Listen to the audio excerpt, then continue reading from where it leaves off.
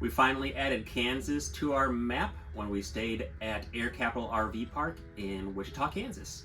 I'm TK. And I'm Earl. Let's check it out. And now we have Link, who decided to join us back here. We really enjoyed our first time in Kansas. Yeah. We usually take a particular route when we go from our family in the Midwest down to the Southwest for the winter. We decided to mix things up so we could add Kansas to the map.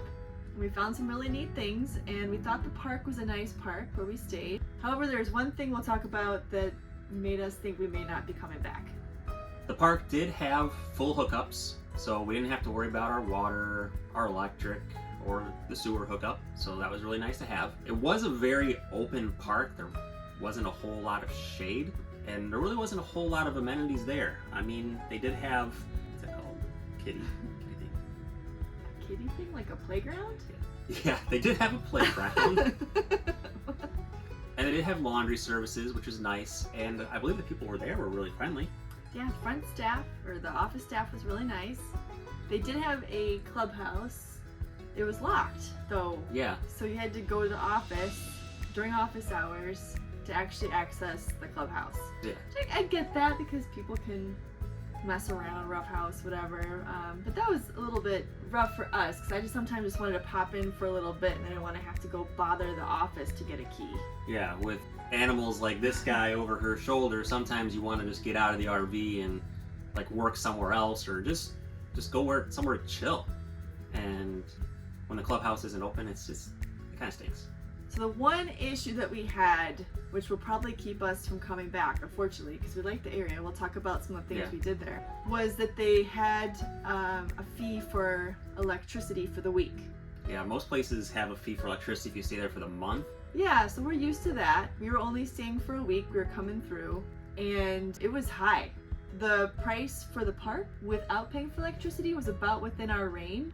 He's gonna be the star of the show for this video. But when you added in what we paid for electricity, we never would have stayed at the park. Yeah, it made it just not very economical for us. When you figure it out day by day, dividing it up. Yeah, and especially like depending on when you stay there, you know, like I said, there's no shade really in the spots, so you may need to run your air conditioning a lot, so that brings up how much you're going to be paid for electricity. If you're staying there in the winter, if you want to have some extra heaters on or something, then that'll bring up your cost. And I did share about it in the Facebook group because I was so shocked when we got the bill, and they told us from now on, which we'll do, to take a picture of the meter before and after, so just to make sure that everything's like they're not overcharging, or maybe they're counting last week's for some reason. I don't know. I'd say besides the cleanliness of the park, and they did have paved spots and just a nice overall feel, was its location. There are some restaurants close by. Mm-hmm. We checked out the Mexican restaurant just down the street. Yeah, I mean, there's like a little shopping complex off the road, and then the park is kind of tucked behind there. So, I mean, you can just get out of the RV, walk right over to the Mexican restaurant. Don't even need a vehicle. And that was pretty good food. Yeah. Yeah. It's good. I enjoyed that. What we were really excited about was Spangles. We'd never been to Spangles before, but now we're really excited whenever we see a Spangles. Yeah, I have to say it's up there now with one of my fast food joints across the country. The biggest excitement was the Coronarita, where they have the mug and they have the Corona pouring into the margarita. But they had good food too. I think the fries, we had a burger or something. I think we had a shake or ice cream or something. We did. There was a nice lunch deal, I think, a lunch special, and we were able to get a taste of a little of everything, and we just had such a nice time. We went 2 or 3 times. Yeah. We loved it so much. We were only there for a week. So we did find one in Topeka too, right? Oh yeah, then we were keeping our eyes out for other places in Kansas. We did find a nice brewery while we were there. It was called Blind Tiger Brewery, and we had some flight. We had some really tasty food, and we would definitely recommend going there. The decor on the inside was really cool. So if you're in that area, be sure to stop in and check that out. Probably the coolest part of what we saw was the Museum of World Treasures. Yeah, that was a really neat find. I mean, the outside looks big, but it was surprising how much they crammed into 3 or 4 floors. Yeah. They had fossils, they had gems, they had ancient Egyptian, Roman, Greek, and Asian, yeah, just Oh, all kinds of history. yeah, and the battles like American Revolution, Civil War, World War One, World War Two. I think the They had a Korean and lot. Vietnam War. Yeah, And they had artifacts, they had videos, they had uniforms, just a ton. And Earl found something cool. yeah, and it appears that perhaps a distant relative of mine had captured a Nazi flag during World War II, and they had it in there, and they had like a note about the whole like regiment that was there. Was that the one that had all the signatures on it? Yeah, it was. Cool. Thank you for clarifying. There was a lot of history in Kansas. I'd like to go back. The Patee House Museum was pretty neat. It housed a lot about the Pony Express, and it used to be a hotel. There were a lot of floors, a lot of artifacts. Oh yeah, a lot. They had like little rooms. They were showing like a mock little town, I think, that had like a bank and I think a pharmacist.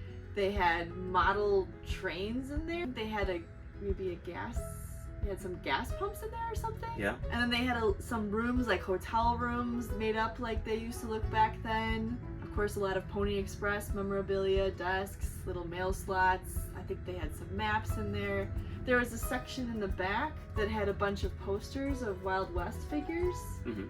So I really enjoyed that. And there's also a spot in the back that's Jesse James. It said Jesse James' home, and I think some people said like he died there. I think he was shot there. So we didn't go into that part. Maybe we will next time, but it's practically attached to the building. It was a separate price, otherwise we might have tried to squeeze it in. Yeah, there's just so much to see. There was some other neat historical stuff there. We didn't have a lot of time, only a week, so we just kind of hopped to a couple things. One of them was the Keeper of the Plains. Yeah, that was really cool. Which was where? It was along the Arkansas River. I think they light it, so it's something you might want to see at night. Yeah. We just hopped by and looked at some of the really neat information about the area and history of the Native Americans there. We also very quickly stopped by the Wichita State Capitol, saw it from the outside, and checked out some of the important historical landmarks in the area. Something that was particularly neat was seeing the site of the Monroe Elementary School, which was important to Brown versus Board of Education. Right. Yeah, so getting to see the history, all together like that was really, really cool. And to feel like you're in the steps of history, like you're standing where it happened.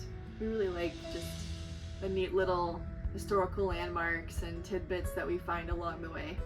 I also went to the Wichita Art Museum, and it was really neat. It's free. There is an exhibit that you could pay for, and I decided I was just gonna check out the free stuff first. And there's so much art there. There's a whole section on the bottom floor dedicated to different types of dress. There's a lot of different areas of art in there.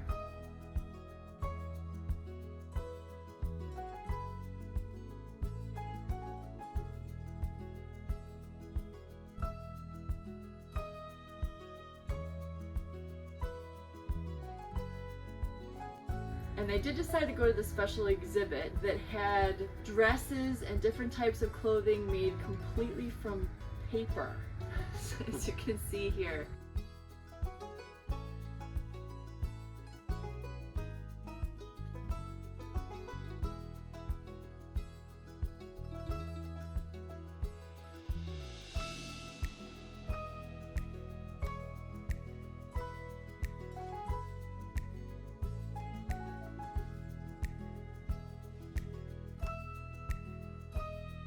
There's a gorgeous chandelier in the art museum. Definitely worth a visit. There's a spot that has glass that you can walk on top of carefully that has art underneath. So definitely make sure to check that out while you're in Wichita as well. We found a place to hike called Iliff Commons. It was free. I think it's someone's property that they donated, that they just let people come and visit. Yeah, we were a little confused because it didn't say like private property, but it was basically like, you can come walk on this if you like. Yeah, there was a sign explaining a little bit about it, and they had like some things on one section where there's a little more of a foresty part that you could kind of do, like I think it was like a fairy hunt or a face on the trees hunt. Yeah. And it was a nice little loop. They had a little cabin on the site that we just popped in and checked out. And I think they have a dog, a resident dog there who likes to say hi. I don't think he came and said hi to us, but I think there was someone else there before us he was hanging out with. There's a nice tree, I think, with a swing. So I think we just Googled like hiking near us or something. Somehow we came across it when we were driving around. It was such a cute little find. Yeah, so if you're in the area and need a place to hike, there you go. So we really enjoyed our time in the Wichita area, and we think we're gonna come back in the future and check out some more. But as far as the park goes, we may be looking for a different park instead. It might be okay to stay at for a couple of nights, but if you're staying there for a week and have to pay for electricity, I don't think that's really up our alley. So if you've been to a park in Wichita that you would suggest, please let us know, because Kansas was pretty neat.